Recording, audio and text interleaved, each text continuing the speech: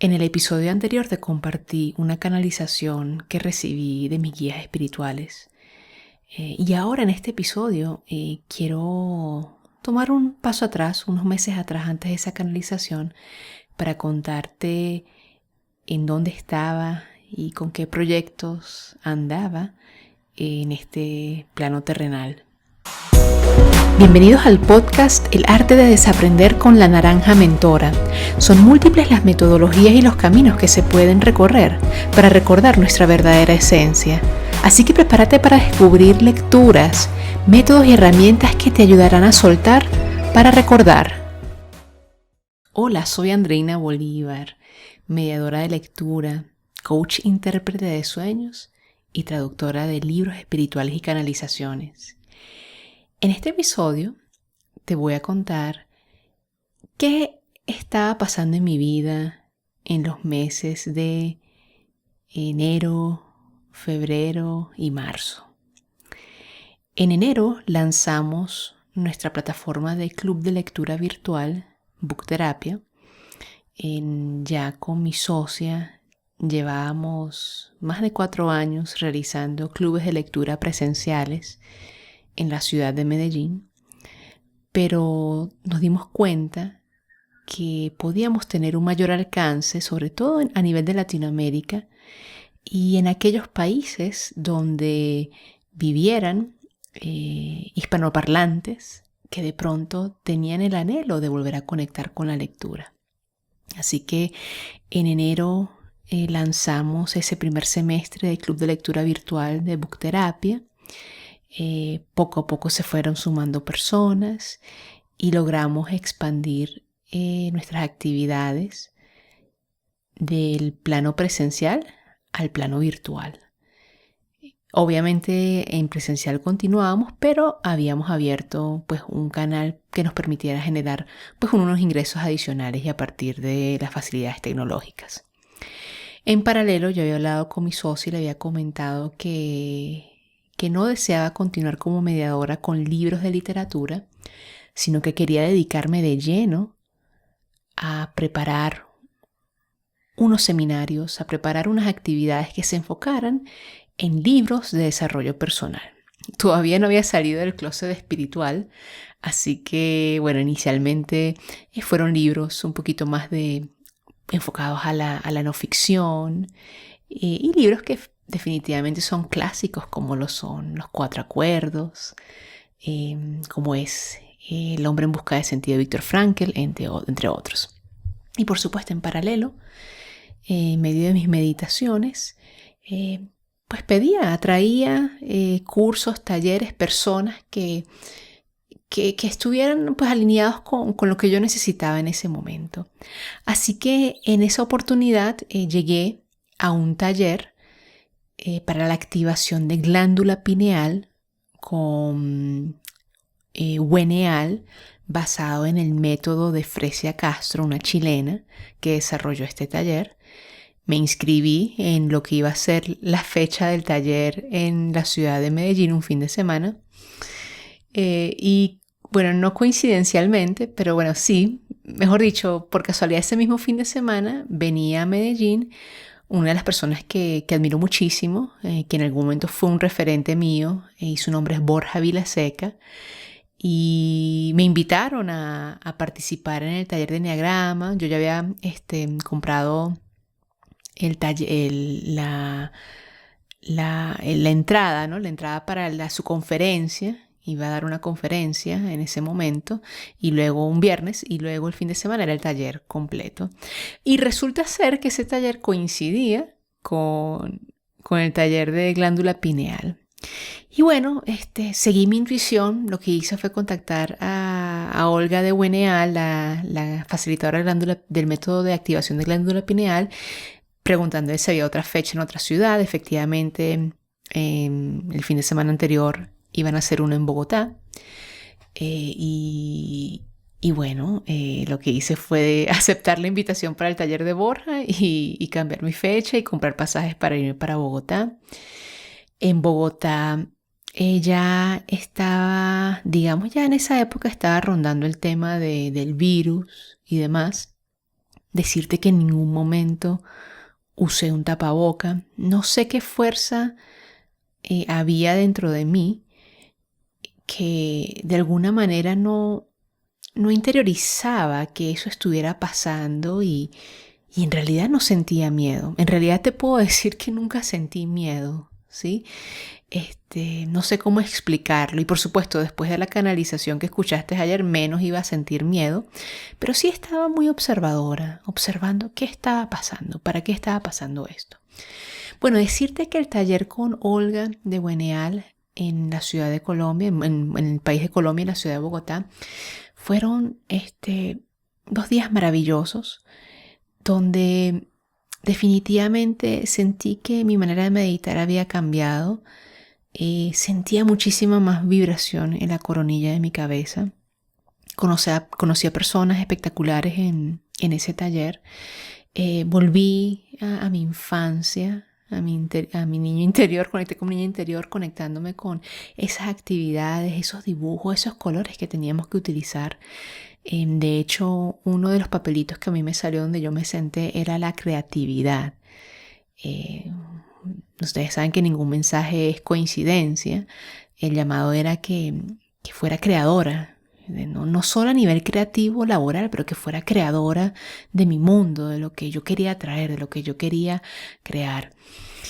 Y al activar la glándula pineal se establece un puente como un arco iris directo con el sol central, con el sol padre, donde tú empiezas a descargar información y empiezas a canalizar ideas, empiezas a conectarte en uno con la fuente.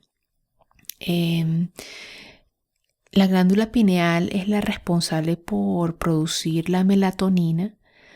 De hecho, una de las prácticas que se recomienda es tratar de hacer meditación bien temprano en la mañana antes de que salga el sol o en la noche antes de dormir, o incluso si te despiertas a mitad de la noche en la madrugada, aprovechar ese momento porque la melatonina está muy presente y esa melatonina, esa glándula pineal te puede llevar a unos estados de conciencia donde puedes conectar con otra información, con otra sabiduría interior que de pronto no podrías hacerlo en otros momentos del día. Disfruté muchísimo ese taller. De hecho, eso fue como un intensivo de talleres porque tuve ese fin de semana el taller con glándula pineal y luego al siguiente tuve el taller con Borja Vilaseca.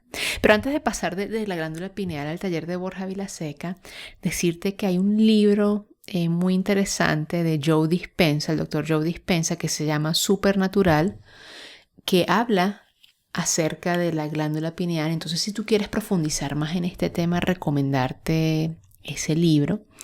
En la plataforma de Gaia también está la serie de Joe Dispenza que se llama Rewired, donde también podrás encontrar información de la glándula pineal. Y si tipeas glándula pineal en la plataforma de gaia.com, yo te voy a dejar la descripción, el acceso a ese enlace aquí en la descripción de mi episodio. También vas a encontrar otro material que te puede ayudar con eso. Y Fresia Castro también tiene unos libros, entre ellos está El cielo está abierto, donde ella describe su experiencia y cómo es el paso a paso para la activación de la glándula pineal según la metodología de ella. Nuevamente, yo te estoy compartiendo la información, los libros y los talleres a los que yo he llegado, pero eso no significa que no hayan otras posibilidades, otras alternativas donde tú también puedas hasta incluso activar por tu propia cuenta la glándula pineal. Sí decirte que una de las cosas que yo dejé de hacer fue cepillarme los dientes con pasta de diente con flúor, porque el flúor calcifica la glándula pineal. Entonces hay varias alternativas. Está la pasta de diente de carbón activado. Hay algunas pastas de dientes en el mercado sin flúor, sobre todo la de los niños. Yo uso esas dos, pues una de carbón activado u otra que sea para niños, precisamente para poder mantener mi glándula pues activa y prevenir que se dé esa calcificación. Pero no voy a entrar en más detalle de qué otras cosas pueden hacer que obstruyan tu glándula pineal. Yo creo que ya con esta información que te doy, tú puedes indagar por tu cuenta y tomar conciencia de que existen muchas cosas en nuestro entorno, muchas cosas que de pronto desde pequeño nos enseñaron que era el deber ser, ¿sí? Decirte que nuestro organismo ha estado expuesto a un ambiente tóxico, pues por años, ¿sí? Por el tema de la inconsciencia, por toda esa comida procesada, toda esa comida que, que prácticamente es refinada, procesada y envenena, ¿no? Envenena nuestro cuerpo. Así como estas prácticas de flúor, ¿no? De hacer el baño de flúor en los niños. Bueno, yo te invito a indagar. Indaga, averigua, investiga. Y si resuena contigo esta información, adelante. Y si no, no pasa nada. Déjalo a un lado y no hay ningún problema. Bueno, decirte que al regresar al pueblo donde yo vivo, que es a las afueras de Medellín, me estaba organizando para ir al evento de Borja el viernes, el sábado y el domingo. El viernes era una conferencia, el sábado y el domingo era un taller. Y allí es cuando se da la alerta roja, cuando prácticamente cierran aeropuertos y evitan concentraciones de personas, ¿no?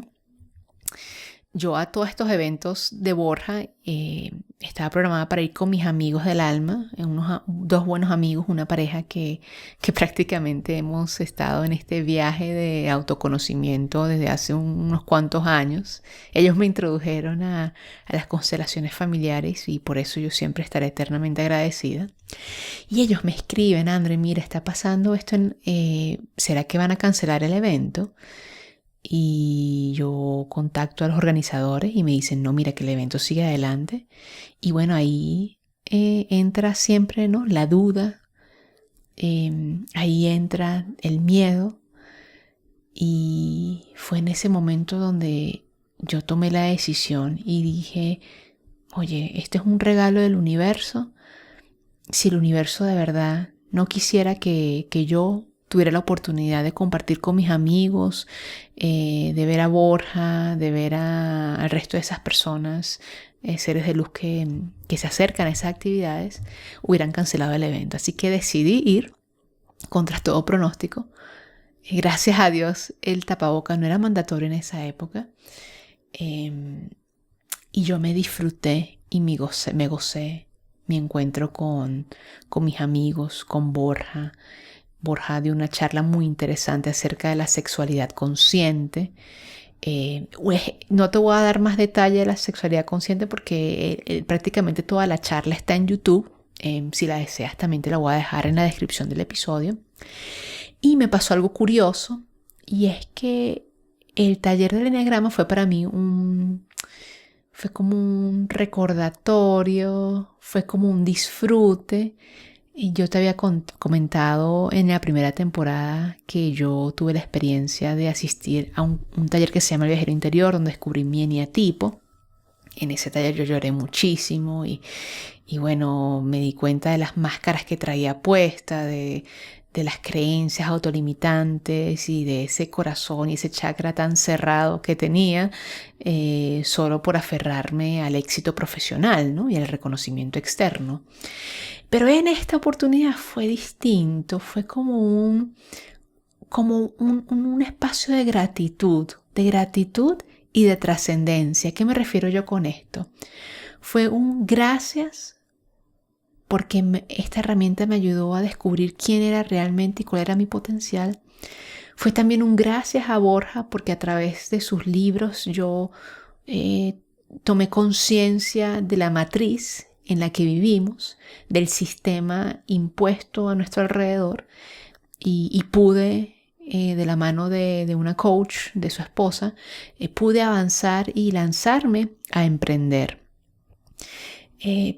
Pero ya llegaba el momento de dejar ese bote, ese eneatipo, a un lado, era momento de continuar, era momento de explorar de qué era capaz yo, ¿sí? A la luz de todo lo que se venía, que no tenía ni idea en ese momento, no tenía ni idea de todo lo que se venía en el 2020, fue una hermosa despedida, diría yo, de esa herramienta para centrarme y enfocarme en mi intuición de lleno.